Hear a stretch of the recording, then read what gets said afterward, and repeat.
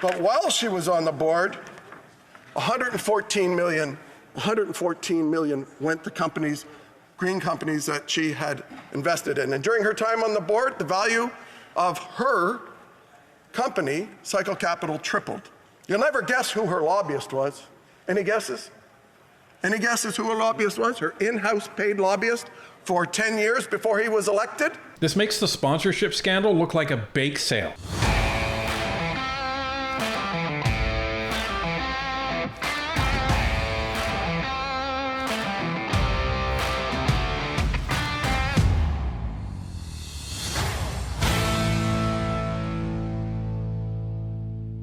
The SDTC scandal is starting to dominate Parliament as the bombshell information boils over.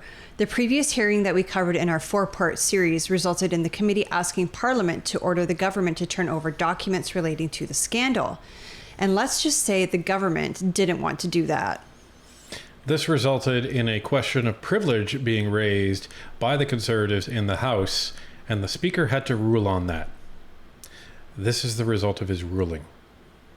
Let's take a look. To lend support to the absolute nature of the power to order the production of documents, the House Leader of the official opposition relied on the ruling on a question of privilege of April 27, 2010 from Speaker Milliken, centering on the House's right to order documents. He stated in the debates at page 2043 the following, and I quote, "Procedural authorities are categorical in repeatedly asserting the powers of the House in ordering the production of documents. No exceptions are made for any category of government documents." Unquote. La leader du gouvernement à la Chambre a tenté. The government House Leader attempted to argue that this particular order for documents was different, insofar as the documents were not to assist members in carrying out their duties, but instead to be transmitted to a third party. For this reason, she claimed that the order was beyond the authority of the House. The Chair would suggest respectfully that these concerns ought to have been raised prior to the motion's adoption.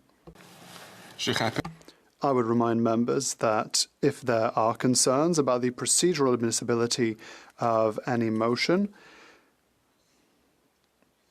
they should be raised with the Chair before the motion is debated, or at the latest, before the House is called upon to vote on the matter. It would be difficult, perhaps even inappropriate, now for the Chair to retroactively comment on its admissibility. So what's very interesting is the most important part of the ruling, they didn't switch back over to English to actually record it on Parview. But luckily enough, we have it in Hansard. So this is what it says. As it stands, the motion was adopted. The House has clearly ordered the production of certain documents, and that order has clearly not been fully complied with. The Chair cannot come to any other conclusion but to find that a prima facie question of privilege has been established. So what does that mean? Well, it means that the question of privilege that was raised by Andrew Scheer in the fact that the government did not produce documents, or the documents that they did produce were extremely redacted, the Chair was forced to recognize and agree that it violated the question of privilege. So this is very, very interesting because Tanya and I were talking about this off camera. This is almost mirroring to a T the Winnipeg lab scandal. Right. And in order to avoid producing the Winnipeg lab scandal documents, the government called the snap election on itself. And it was in the process of being sued by Anthony Rota, who was the chair of the House, the Speaker of the House, because the government wasn't complying with the House order. So it's going to be interesting to see what happens, but we're not done yet because one of the Conservative MPs, Mr. Perkins, decided to talk about this on the floor of the House. Let's see what he had to say. Honourable member for South Shore, St. Margaret's. Thank you, Mr. Speaker. I rise today to deal with the ruling of the Speaker with regard to the production of documents ordered by this House on the scandal involving Sustainable Development Technologies Canada, otherwise known as the Liberal $1 billion Green Slush Fund. The process for those watching was that the House ordered the production of these documents around the scandal to the law clerk, which could then be transferred to the RCMP for investigation. As we know, the power of the House is greater than any one act, yet the Prime Minister's personal department, the PCO, decided to execute this order by telling departments to send in documents but redact them. As a result, that was, in our view, and obviously in the Speaker's view, a breach of members' privileges because the order from the House did not say redact. As a result, we're here to discuss this today, and it's been referred to the Proc Committee for further consideration. So in doing this, it's pretty important to understand there's some objections from the government, as there has been, about some alleged breach of the Charter. Well, there is no breach of the Charter, and here's why. If a criminal activity is suspected in a company you own, say a bank, you're part of a bank management team, and you discover that somebody who works for you has stolen the money of depositors.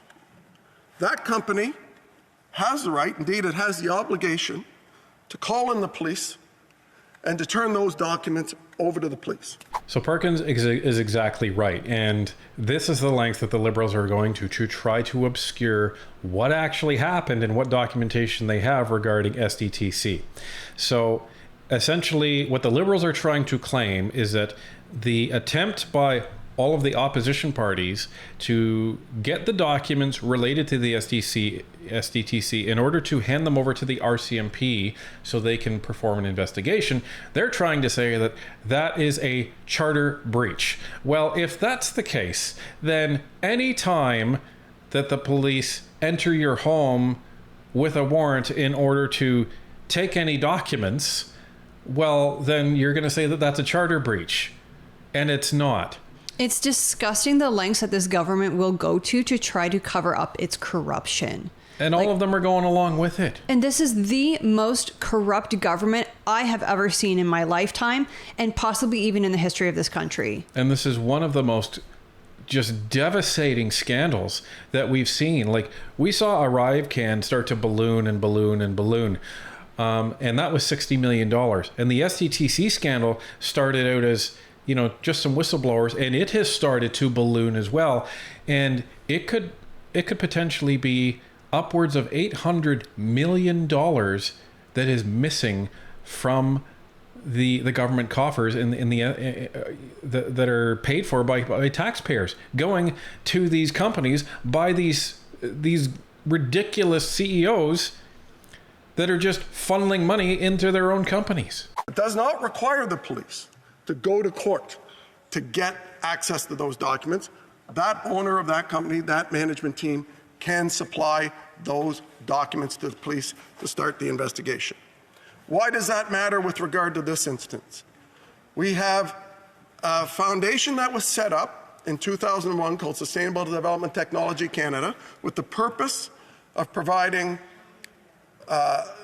taxpayer financial assistance to green technology companies before they're commercialized.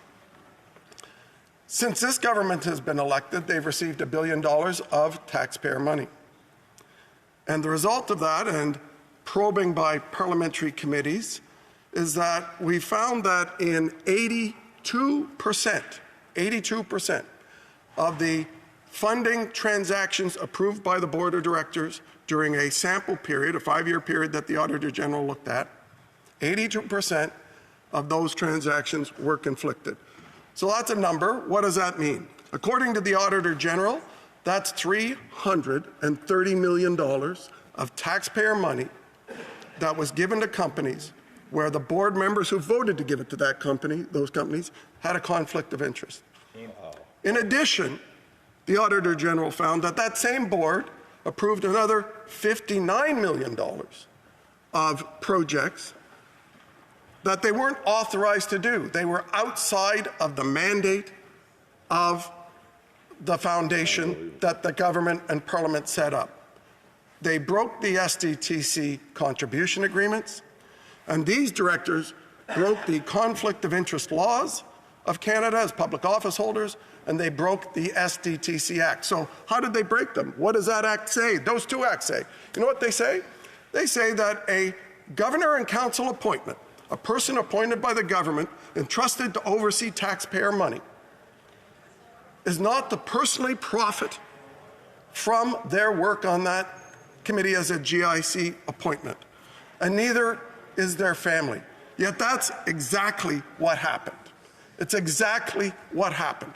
And the Auditor General found in a 5-year period where there were 405 transactions approved by the board, the Auditor General sampled 226, so only half of them, and found that 186 of those 226 transactions were conflicted. That's the 82%.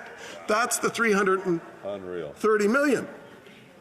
If the Auditor General looked at all 400 transactions, statistically, that would probably mean the rest are just as conflicted. And that 400 transactions is $832 million of taxpayer money. Wow. Those are huge numbers. Massive numbers. Like, we thought ArriveCan was bad. This is even worse. This is like 15 ArriveCans. Yeah, I think it's what they've found so far is about 8 times the amount of money, isn't it? Yeah, and this is the thing. This was a random sampling from the Auditor General too. Like, she didn't know what she was looking for. She just said, okay, give me half of them. Give me this half. And that's what she found. And that's what Perkins is saying. Like, they found 82% of them, of the sample that she asked for at random sampling, were conflicted. They were in complete violation. Yeah. And it's like any random sample, you know, like say you have a cup of marbles and half of them are blue and half of them are red. If you reach in with your hand and pull out a fistful, you would expect half of them to be blue and half of them to be red. That's just how it works. I mean, the odds of you getting another, like, you could get another sample that maybe 3/4 of them are red and 1/4 are blue.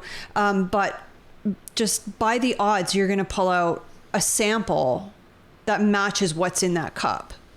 And that's pretty much what happened here, or at least that's what we can assume happened here, is that the Auditor General went in, pulled out a random sample of transactions, and 82% of them were a conflict of interest. Yeah, more than 3/4. Right. So that would lead one to assume that since it was a random sample, that out of all of the transactions that happened, approximately 82% of them are a conflict of interest. So these liberal hand-picked appointees of the Prime Minister from the chair on got themselves into a position to benefit their own companies. So how did they do that, and what were their conflicts? Every transaction, every bit of money approved by the $1 billion Green Slush Fund, every single dollar had to be approved by the board of directors. And the way the system worked was that beforehand, they would send out a note of what transactions were on the board, and directors would declare a conflict. So at the beginning of every board meeting, they'd say, here's the list of transactions we're considering. Here's the list of which directors are conflicted with which companies. So now let's go to work. And in some cases, the director would stay in the room, according to the minutes, while they were voting on their own project. In other cases, the director would get up and leave the room while they voted on it, and then that director would come back into the room, and the next director would get out of the room for their project. A nice little tidy conspiracy of conflict of interest to enrich themselves and the values of their company. So why is it an issue for a board member to still be in the room if they're not voting on a project that they have a conflict of interest in? Well, it's because their mere presence can influence the votes of the other people in the room. I mean, if you're Bob on the board and your company has come up and you're declared a conflict of interest, and you're just like, oh, I'm just going to sit here and you guys vote, I'll just watch. Well, maybe Bob's best friend is in the room. Maybe somebody who reports into Bob is in the room. And they're like, well, Bob's here watching me. I better still vote in favor of Bob's project, even though it's a conflict of interest. That's why it's a problem for Bob to be in the room. Well, and here's my argument. Anyone who's on the board, their companies shouldn't be awarded any money. Right. Whether they're there or not. Why is that a problem? Because the fact that they're even on the board and they're working on files, they're working on, like, all of that could be interpreted to be violating the SDTC Act, meaning their work is influencing and allowing their company or the company of their family to be profiting from what's going on here. This is the point. Like, you should not be in any type of situation where you're handing out money to potential competitors of your organization. Like, it shouldn't be the case. Like, this is just unreal, the conspiracy that's been going on. And this started after the Liberals started appointing all of these people. That's right, because the SDTC got a clean bill of health in, what was it, 2017? 2017. So all under Harper, everything was fine. It wasn't until after the Trudeau government took over, plus a few years, that things started going south. One director in particular was particularly aggressive at this. Appointed in 2016 by the Prime Minister, her name's Andre-Lise Matot. She runs a venture capital firm called Cycle Capital and Green Technology. And Andre-Lise Matot, her companies before and during her time on the board received $250 million. That one director, her companies received $250 million in grants from SDTC. Now, some of that was before, and I'll talk about that before in a minute, but while she was on the board, 114 million went to companies, green companies that she had invested in. And during her time on the board, the value of her company, Cycle Capital, tripled. Because getting an SDTC grant is a stamp of Government of Canada approval, which allowed those companies to raise other funds. You'll never guess who her lobbyist was. Any guesses? Any guesses who her lobbyist was? Her in-house paid lobbyist for 10 years before he was elected?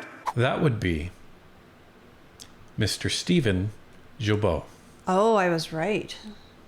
Who still has a financial stake in Cycle Capital, as we've talked about before. Yes, he does. You can see it on his declaration. So it's in his interest that Cycle Capital get a whole bunch of funding. Like, this is just massive, folks. It's massive. Hold on. This was just tied to a cabinet minister.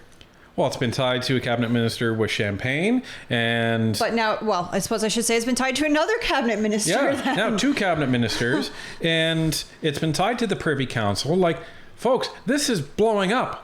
This is getting its tentacles into the upper echelons of our government. Like, this is extremely bad. This is extremely corrupt. This makes the sponsorship scandal look like a bake sale. The current radical minister of the environment. Wow.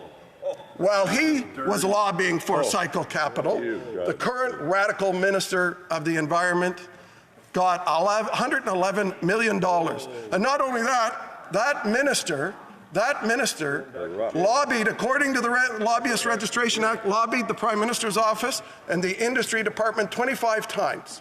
25 times in the year before he was elected. And guess what? For all his hard work, he owns shares in Cycle Capital, and he still owns those shares. He's not answered how much the value of those shares have gone up since they've been granted and since that company got this kind of support. Yeah, I bet he didn't. I bet he didn't. Now remember, Perkins said that Cycle Capital's investment values have tripled because of all this government funding. Fair to say that whatever Guilbeault's stake is in this it has also tripled. Well, to be absolutely fair, we don't know when Gilles was given those shares. He could have been given them at the peak, and maybe they've stayed the same in terms of value, or perhaps even lost value. We don't know. Well, unlikely, because since he's been elected, and he's had those shares since before he was elected, I believe Perkins said that the Cycle Capital received around $140 million. So guaranteed they've gone up. Well, I suppose that's something for the ethics commissioner to sort out now. But if that wasn't bad enough, this particular director in 2022 left and went to the Canada Infrastructure Bank Board. And what's the first thing that she did at the Canada Infrastructure Bank Board? Voted $170 million of infrastructure bank money for a company owned by the chair of the Green Slush Fund, Annette Verschuren. Wow, look at the faces of the MPs in the background behind Perkins. Even they can't believe it. Like, this is like some badly scripted movie. They're all thinking the same thing. Boom. That's what they're thinking. Like, this is beyond anything that we've seen in the Canadian government before. These amounts of money that are just flying around. And this is our tax dollars, folks. 100%. Canadians are suffering. Canadians are paying through the nose for a carbon tax just so we could hand it to these rich CEOs. Now, Annette Verschuren also sought $6 million for the Verschuren Center at Cape Breton Center, at the Verschuren Center at Cape Breton University, because it was failing. SDTC said no when it went through the process. This is a conflict. But in emails, they said, we will help you find money from other government departments. And pretty soon after that, her company got the Sharon Center got about $10 million, $12 million from ACOA and ISED. And her other companies got $50 million from Natural Resources Canada. And then, of course, there's the Infrastructure Bank one. This is the story that we see. 9 directors, according to the Auditor General, made up those 186 conflicts. Now, that's why the CFO of the industry department, when the whistleblower called on him, said, and sat down with him, said, this is way bigger than the Chrétien government sponsorship scandal, which was $42 million of taxpayer money going to advertising agencies and friends of the Liberal Party. Way bigger. And this is just the tip of the iceberg. So why we're asking for the documents is every time we have a witness at committee, every time we ask a question, new information comes out. The government has opposed us at every step of the way of getting those documents, and we know why. Just the scratch of the surface by the Auditor General, which is a small part, is $390 million to Liberal insiders. That's what they're trying to hide. That's why they're opposing this production order to be turned over to the RCMP. That's why the Prime Minister's personal department, the PCO, defied the order of this House to produce these documents and ordered departments to redact all the sensitive information out. And surprisingly, they used a lot of black ink when they put those things in. That's disgusting. Like, the government is trying to hide its own corruption by redacting these documents. There's really no other reason to redact it. It's not in, the interest of public security. They're doing it to avoid getting caught. Right, because these documents are not being made public. These documents, they're requesting them to send them to law enforcement. So trade secrets don't apply. None of that applies because they're not being made public. So, this is huge, folks, because even in the ArriveCAN scenario, the government wasn't redacting documents that were being asked for. No, they weren't. But here they are. This has been exploding and exploding and exploding. And the more Canadians that we share this with, the more Canadians that will know exactly how corrupt this government is. So this continues to explode, folks. And Tanya may have been right. Eventually, this may be the scandal that brings down the Liberal government, in conjunction with their refusal to work with the opposition parties. But the SDTC scandal may be what forces the NDP to comply.